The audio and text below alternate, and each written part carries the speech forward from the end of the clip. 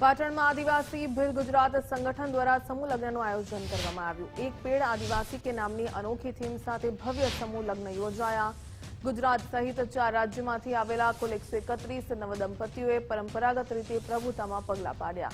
દક્ષિણ ગુજરાતના 57, પાટણ જિલ્લાના 20, બનાસકાંઠાના 36, માઉન્ટ આબુના 5, મધ્યપ્રદેશ અને મહારાષ્ટ્રના એમ કુલ 131 નવદંપતીઓ આદિવાસી સંસ્કૃતિ પ્રમાણે લગ્ન ગ્રંથિમાં જોડાયા। સમૂહ લગ્નમાં પરંપરાગત સંગીત અને આદિવાસી વાદ્યોની શાનદાર ઝાંખી પણ રજૂ કરવામાં આવી હતી। દીકરીઓને સંસાર શરૂ કરવા માટે ઘરવખરીની તમામ ચીજવસ્તુઓ પણ આપવામાં આવી। અનેક રાજકીય અને સામાજિક આગેવાનોએ ઉપસ્થિત રહીને નવદંપતીને આશીર્વાદ પાઠવ્યા। આ પ્રસંગે 50,000 વૃક્ષો વાવવાનો પણ મોટો સંકલ્પ લેવામાં આવ્યો। આદિવાસી ભીલ સમાજના પ્રમુખ શ્રી વિપુલભાઈ અને એમની ટીમે આ બીજા સમૂહ લગ્ન કર્યા છે અને પાટણ જિલ્લાની અંદર 131 દીકરા દીકરીઓને સમૂહ લગ્નમાં જોડીને એક ઐતિહાસિક કામ કરીને આજે 40,000થી વધારે લોકો અહીંયા આગળ ઉપસ્થિત રહ્યા છે।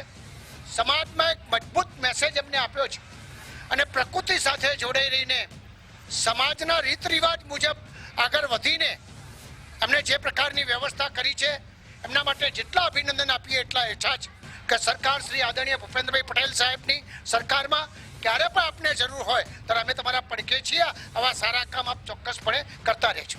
આદિવાસી ભીલ ગુજરાત સંગઠન દ્વારા 131 દીકરીઓના જે અમારી પારંપરિક આદિવાસી પરંપરા પ્રમાણે લગ્નવિધિ સંપન્ન થઈ છે અત્યારે અને 40,000થી વધુ અમારા સમુદાયના આદિવાસી પરિવારોના લોકો આજે આ કાર્યક્રમમાં જોડાયા છે। આ કાર્યક્રમની રૂપરેખામાં જોવા જઈએ તો મહત્વની થીમ છે કે એક પેડ આદિવાસી કે નામ।